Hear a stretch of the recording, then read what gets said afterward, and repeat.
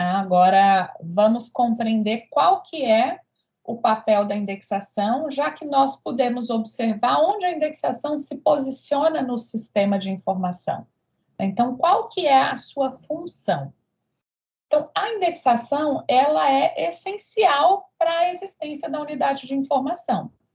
Então, para que o ciclo informacional seja completo, é importante que haja a indexação dos documentos.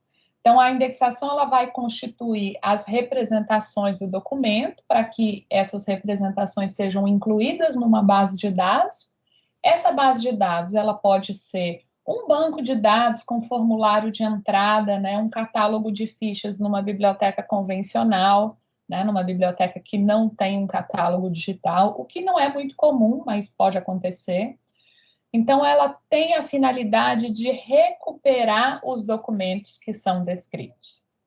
Então, a indexação ela vai constituir essas representações para serem incluídas numa base de dados para que sejam recuperadas posteriormente.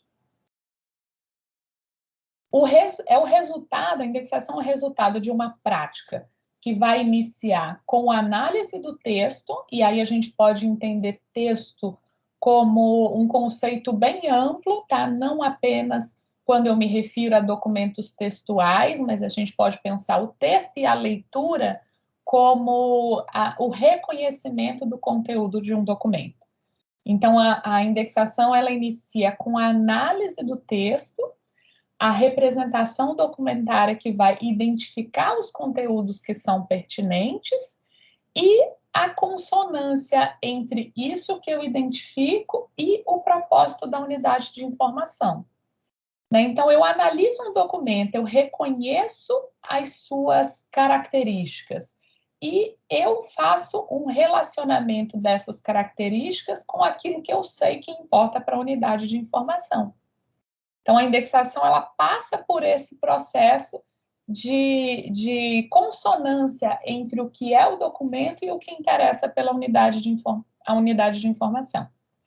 A indexação, então, ela é considerada um modo de intermediação entre o emissor e o receptor.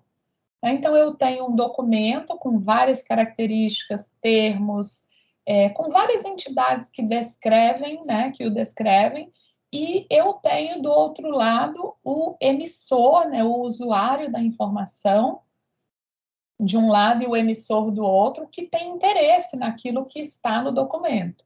A indexação ela vai criar essa ponte entre o emissor e o receptor, ou entre o autor e o usuário da informação.